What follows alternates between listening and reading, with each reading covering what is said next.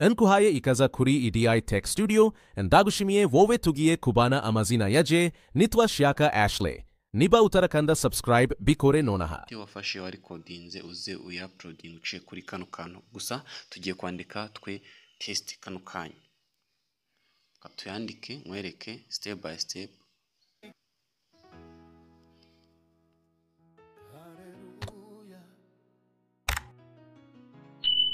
Ya website yacu imaze gufunguka, website tumaze gufungura uzabona naho uburyo bwinshi bugiye butandukanye. Bazagusaba kwinjira ukoreshe email ufite muri telefone iya yose. Uskane kuri kano kantu ka Google ubona gutya ngakanzeho bane bakujyane muri email zawe, uhitemo iyo ushaka. Numara kwanda kuri email ushaka cyangwa za email ufite muri telefone, bazahita bagukanda continue, kandi continue then utegerezeho gatoya.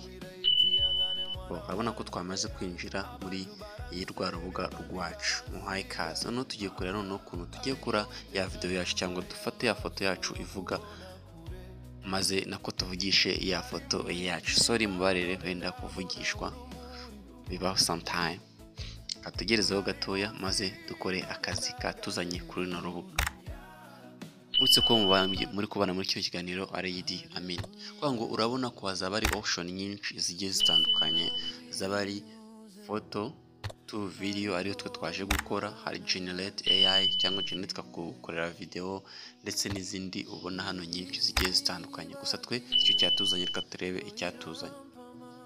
Sorry gatoya.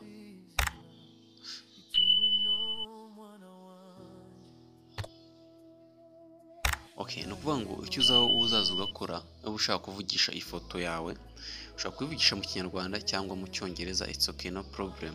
Bizaterwa n'amagambo wowe wateguye ubwawe. Sorry gato.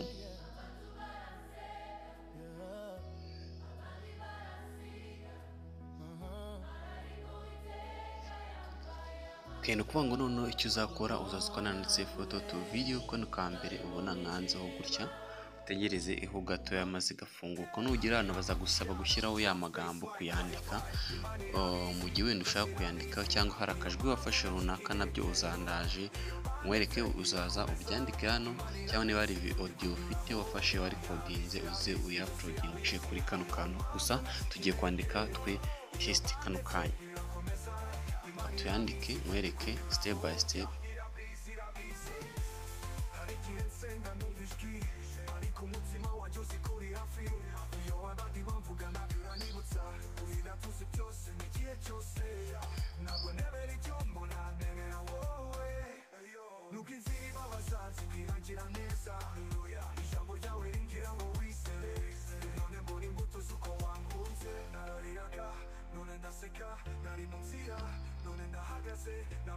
Ndi kuyandika.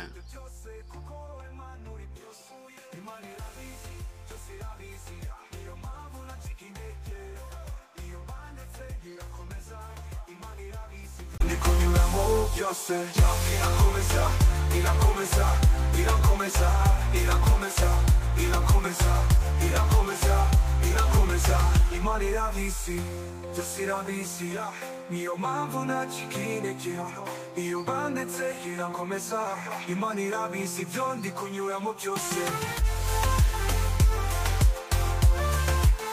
Irakomeza, irakomeza, irakomeza, irakomeza. Iyo isi imvanyeho urankomeza, haleluya. Iyo bose basebya urambwira. Okay, wana ko ngiye nyandikiye nyine uko nawe uzayandikira ko ubishaka.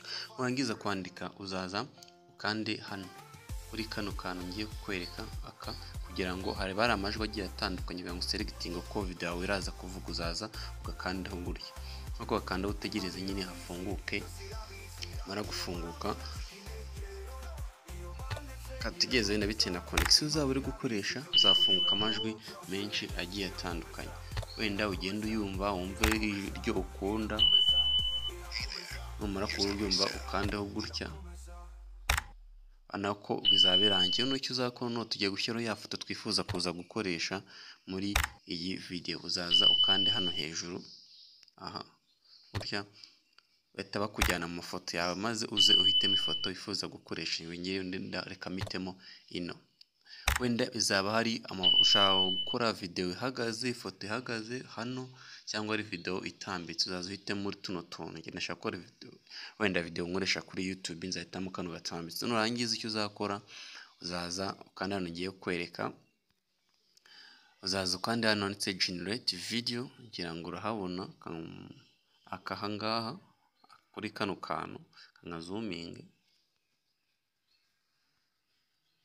sorry, aka kanditseho generate video, angize ugakandaho gutya.